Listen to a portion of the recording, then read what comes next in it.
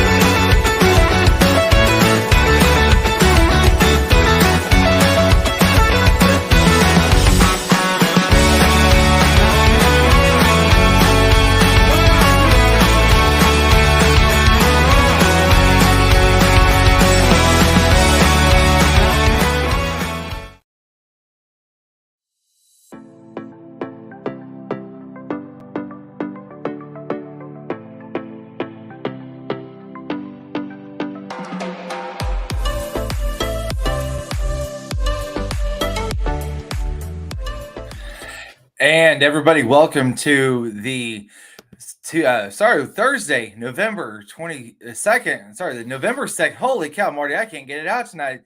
The November 2nd, Thursday edition of the Huddle with Marty Houston. I'm your host, Jason Patterson. Marty, how you doing, man? Doing good. How are you, sir? Doing great. I want to thank our sponsor, Coy's Southern Eats. You can find all of their great rubs and products at coyssoutherneats.com. at walmart.com and amazon.com, and also select locations in central and northwest Arkansas. Make sure to rediscover the magic of Coy's Southern Eats. Come get you some. So it's been a pretty crazy last, I would say, 24 hours, especially if you're a Rangers fan or even a Rangers player. It's something that they've never been able to celebrate before. Rangers fans have waited forever for it, And so again, the franchise is 62 years old. They started out as the Washington Senators, and they were the Washington Senators for 10 years, and then moved the franchise to, I don't know how many times Washington has had a baseball team and moved out, but it's happened a few times. But the Washington Senators, established in 1961, 10 years later moved to Texas. I think in '72 became the Texas Rangers, and so they've never won. And to me, what's really incredible about this team is not the fact that there's a lot of people talked about just 2 years ago both Arizona and Texas lost 100 games. That's true. Texas had those six consecutive losing seasons until this year, and then they find the World Series and win it. And they were 68 and 94 last year, so they were darn close to hitting 100 losses, last year as well as the year before.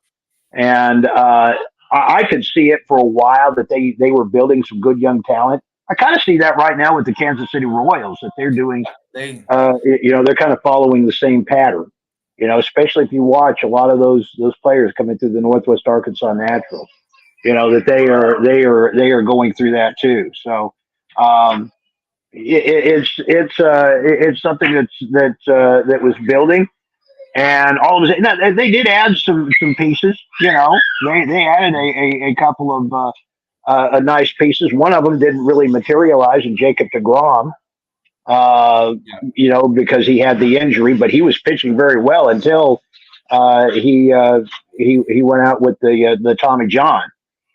And then you also had John Gray, who was added, and then we talked about the pieces at the trade deadline with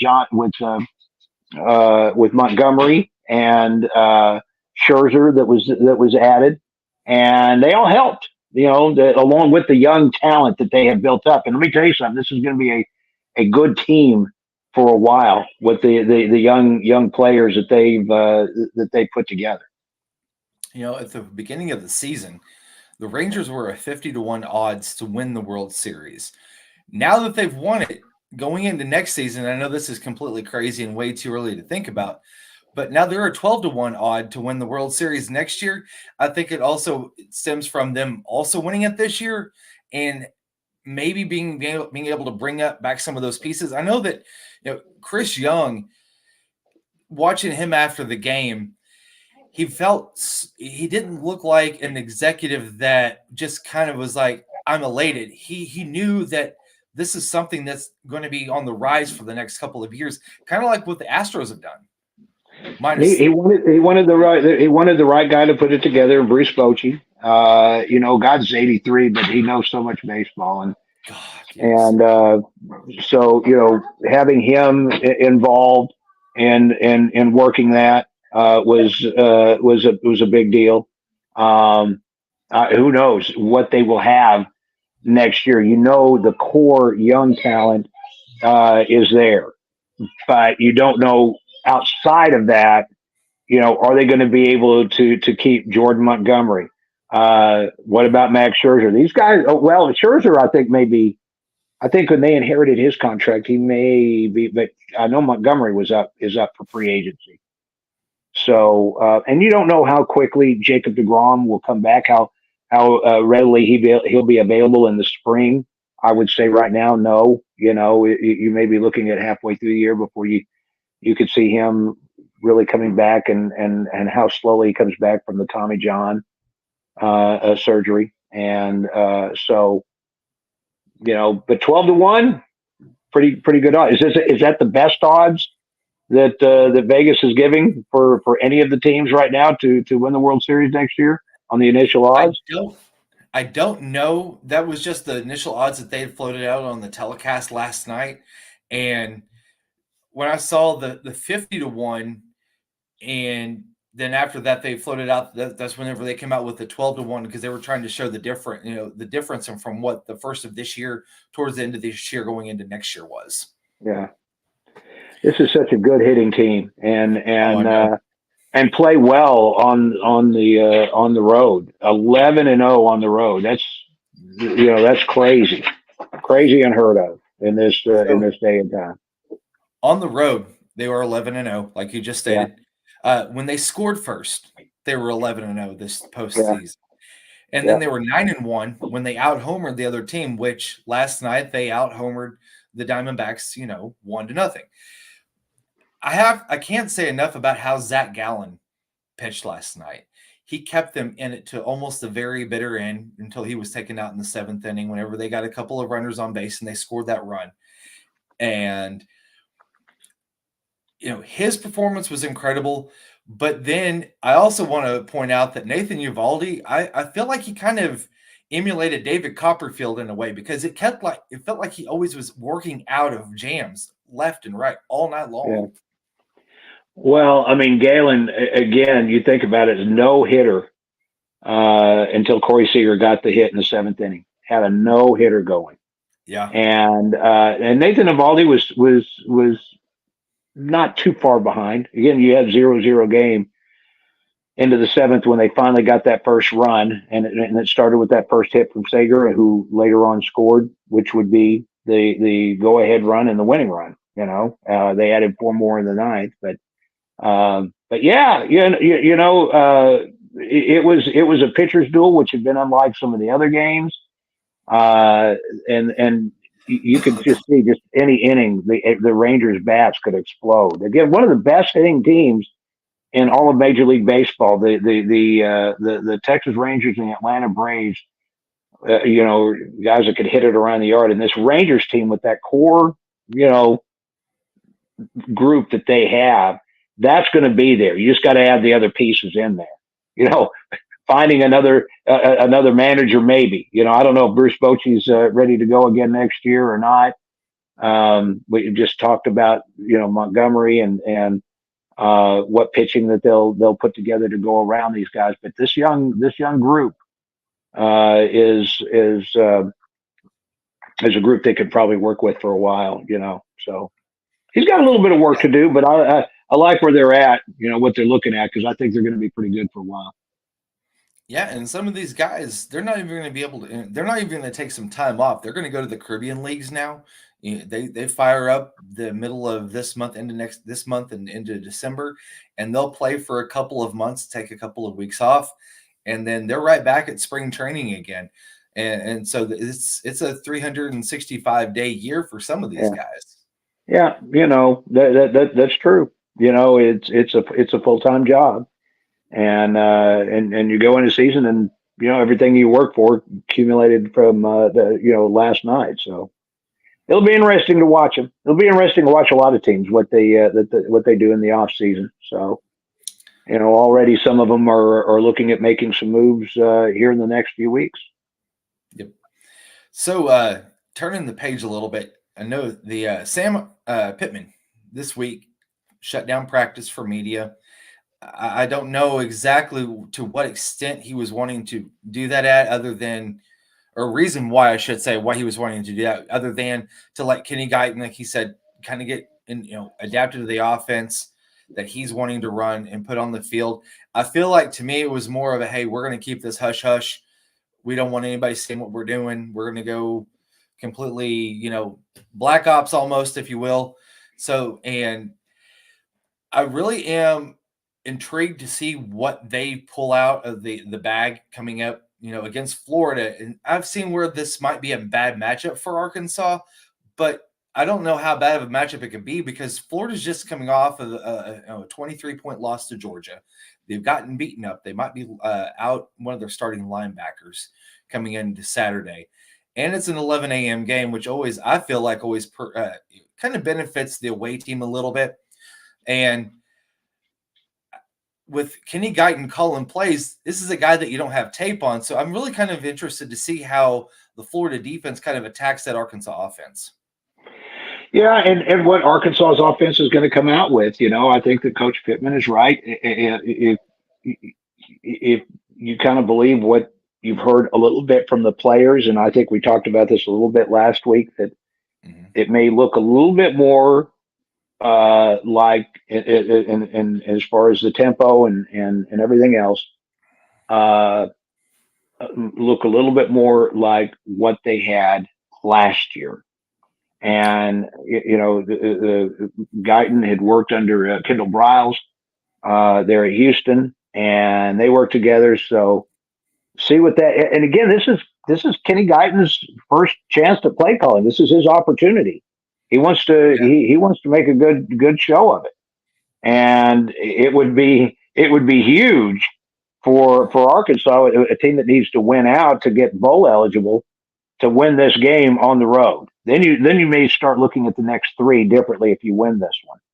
And again, I'm not making any prediction. I'm just saying that's where you would be, is what you're looking at. You look at things differently after you lose 7-3 at home and to Mississippi State of all teams, and then you come back. If you're able to win a road game, then all of a sudden you're like, yeah, maybe it was the play calling. Maybe it was the offensive coordinator is the difference with what they've got going on. So, again, we'll see what the tempo is, what it adds, how comfortable KJ Jefferson is with what they're doing. He seems like he's welcoming all of this. That's what it feels like. It feels like to me. It almost kind of feels like to me too, where Sam's kind of reeled his quarterback back in a little bit, because I don't like to use the word frustrated very much, but you could tell that it was really wearing on the players, with 6-game winning streak. You had the offense it felt like it was spinning in the mud and it couldn't get out of its own way. Yeah. Now you got a quarterback that's got a little bit of life put back into him a little bit. He said that you've seen a lot more excitement on the field. The Razorback fan base, and I think this is something that also plays into it. You had a basketball game last weekend, an exhibition game that had 15, 16,000 people. They got everybody fired up for Razorback sports again, it seemed like. And the Razorback fan base was looking for something to hold on to and kind of grasp and enjoy again. They got that last week. And if Arkansas is able to pull off a road victory against Florida, it could really snowball in a positive way for them. It could, and again, it's got some meaning. I think Sam Pittman knows it. It certainly does to Kenny Guyton, because this is his chance to show what he can do. He could maybe win the job. He's just got it on an interim basis now. But and again, there is no place to go but up. Right now, with this offense, you've got preseason second team All SEC KJ Jefferson. Will he end up that? I don't think so. I mean, he's not. He won't be the second team SEC when we do the end of the season. You had a preseason first team All SEC in Rocket Sanders. Rocket, in 3 games, and he's had some injuries, has not even rushed for 100 yards collectively. Yeah. I don't know. I mean, I don't know if people understand that. He doesn't even have 100 yards in 3 games that he's played. Well, Arkansas doesn't have you could say, well, is it the injury? But you look at it, nobody else has rushed for 100 yards either, and the running game hasn't gotten going. The passing game hasn't gotten going. So there is no way but to go but up for Kenny Guyton, and what he could be applying for the future and his future as a coach and as a play caller. Again, he knows it's big for him. And, I know that Sam has really kind of hinted towards this a little bit. Hasn't been really, he's been, I wouldn't say cryptic, but he's been kind of putting it out there, but not quite fully committed to it. But I think we're going to see Rocket this weekend a little bit. I know that, he's going back home to the state of Florida. It's the Gainesville is just a couple of hours away from where he's from. Mm-hmm. And he's got family that might not have had a chance to come up to Arkansas to see him play. And now they have that chance. It almost sounds to me like there might be a little bit of a homecoming where he might be able to kind of flex a little bit and kind of show out if that need is going to hold up for him. Well, we're talking about Rocket Sanders' future too. Does he want to jump to the NFL this year? How much has his stock dropped because of what's going on? Again, 3 games and he's got 90 yards. He doesn't even have 100 yards collectively. This is a guy that ran for 1,300 yards last year. It was the second leading rusher in the SEC. And he hasn't. So, I mean, are the NFL scouts that concerned?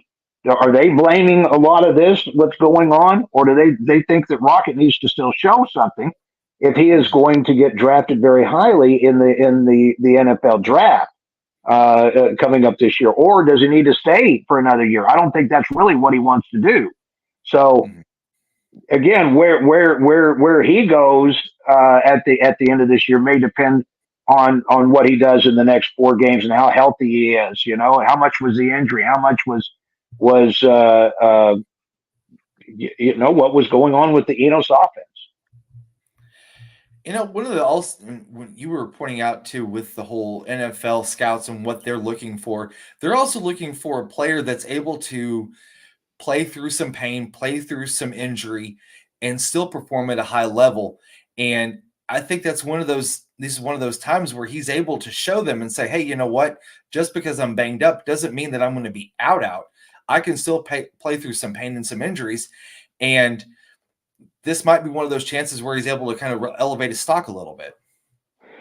It is, I thought that last year or this past season, basketball season with Smith, and the time that he was at, and I'm like, how much is this he's hurting? And he came back and he played there at the end. And I think that he's dealing with something in some tendonitis that is just he's going to have to learn to deal with. And I think that he was pretty much told that. And I think that scouts, he still was a first round draft choice, but he did drop some from where they had him projected early on before the basketball season began, before the NBA draft. So, and again, running backs is a commodity. A lot of teams are looking at, I could get good ones in the second and third round now. I don't have to use a first round. So we're talking about how much money may be available to Rocket Sanders and where he is selected. If you're one of those elite couple, like a Bijan Robinson or Jamar Gibbs that's taken in the first round, well, that's a big difference in money and what you're looking at. And then all of a sudden, Rocket Sanders is making the decision: do I need to come back, for another year to improve this stock that got hampered this year? I don't know. A lot of it may depend on what happens in the next 4 games, what he's able to do, and what maybe how scouts look at him differently. So.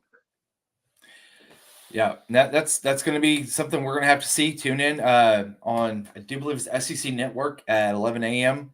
this coming Saturday as the Razorbacks take on the Florida Gators at the Swamp. So yesterday afternoon, evening, there was kind of a shot sent across the sports world, and Bobby Knight passed away yesterday at the age of 83. I heard I'm sorry, go ahead. No, you're good. Go ahead, Marty. I heard he'd had some health problems and had not. You hadn't really seen him a whole lot here lately. Had moved back to Bloomington, Indiana, in 2020, just 3 years ago, and actually, for the first time since he was fired, came back to an Indiana basketball game that year, and they had he was reunited with some of his players, and I think kind of buried the hatchet and passed away there in Bloomington. That's where he died. So he was always an interesting figure to me. In some ways to be admired, and in some ways lessons that can be learned for your temper getting the best of you, and being, maybe there's times that you need to be soft, but he was very staunch on being the man that he was. Take me or leave me, that's the way I am. And he had principles that were admired before, these coaches started making the money that they are. I mean, Bobby Knight demanded Indiana don't pay him any higher than any of the highest paid professors there at the university. He made sure grades, when that was a deal, when you actually looked at the grade point averages that those guys, and probably every one of those guys that played for him came out a better person, because of it. But some of the other incidents, and I know one personally that kind of resonates, and I hesitate to tell it because I know of a personal experience that one guy had, with Bobby Knight that wasn't very good, and he could have had been more courteous and a little bit more helpful, understanding what the situation was, and using, instead of being so curt, so I mean, this was a guy that in 2016 got out and campaigned for Donald Trump, and you could almost see some personality similarities with him without getting into politics at all. But looking at him like, man, I like the way he does this, but I wish he would talk better this way, or do, he was always a very interesting guy in that regard to me. And certainly he's got the hardware, 3 national championships and a big coaching resume. I mean, the guy that went on to surpass him and become the all-time winningest coach, in Mike Krzyzewski, was a guy that played and coached for him.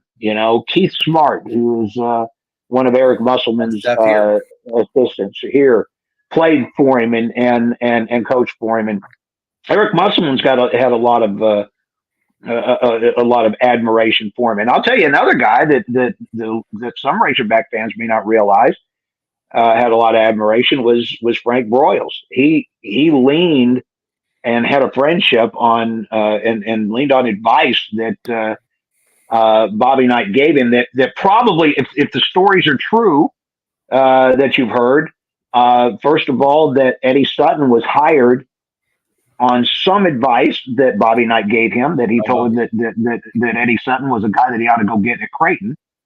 And then later on, had in the early years of Nolan Richardson, had made a suggestion to Nolan about him maybe getting some pointers on defense from, and I think that was probably the beginning of the deterioration of their relationship. You know, there was other things along the way, and I do know this, if the story is accurate, that when he had the Mayberry, Day, Oliver Miller teams in the early '90s, they were lined up to play Indiana in a tournament where Arkansas was clearly a better team. I think Indiana was like a nine seed, and Arkansas was like a 2 seed. And they were going to get him in the next game, and Indiana got knocked off and may have saved him, because I think that Nolan was looking forward to showing him he didn't need tips. Yeah, he didn't need tips from Bobby Knight. So, but Bobby Knight, certainly a very colorful character, a guy that did it his way, and certainly beloved there at Indiana. One of the things that I always took away from him was that he had a lot of charisma, but the thing is that he was also polarizing, and he embraced being polarizing, because he, like you said, he was a take it or leave it type of guy. Either you like me or you don't. But one of the things that always came across was that he was so knowledgeable. It was hard to sit there and say, okay, yeah, I know you're right, but I still don't like it. You had to respect the guy, because it was knowledge alone. Yeah, absolutely. Brilliant basketball coach, brilliant work ethic. I think demanded it. And it was just the way he handled things. You know, did you have to do it that way? You know, did you have to say it that way? But again, that was one of the things. Like, I'm not going to change for anybody. I'm not going to change the way I talk for you. You know, I might recognize some things, but I am what I am, and I believe in that. And some of the things are to be admired. I'm not saying that he was wrong on any of those things. It's just how you handle it. And he was not a diplomat in that way. So. No, he's one of the guys that you send to lead the brigade. You don't sit there for the peace treaty. Yeah, you know, absolutely. You know, and he treated everybody the same. He kicked his own son out of basketball practice, but then he wanted his son to succeed him there at Texas Tech. So, yeah. Well, Marty, I'm going to get you out of here tonight and get back with your family and stuff. And we'll kick this back off next Tuesday at 7 o'clock. Wednesday. Next Wednesday, 7 o'clock. Sound good? Sounds good. All right, everybody. For myself, Jason Patterson, and Marty Houston, I want to thank you guys for joining us in the Huddle tonight.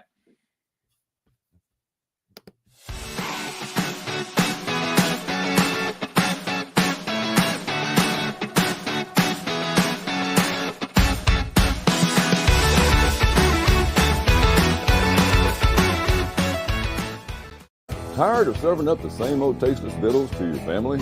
Step up your grill game with new seasonings from Coy's Southern Eats. Based off famous Southern recipes, our seasonings will add what's been missing to your family's feast. Add it to steak, chicken, shrimp, you name it. Serving up these fixings is going to make you the hero at home. So head on over to CoysSouthernEats.com and order yours today. Come get you some.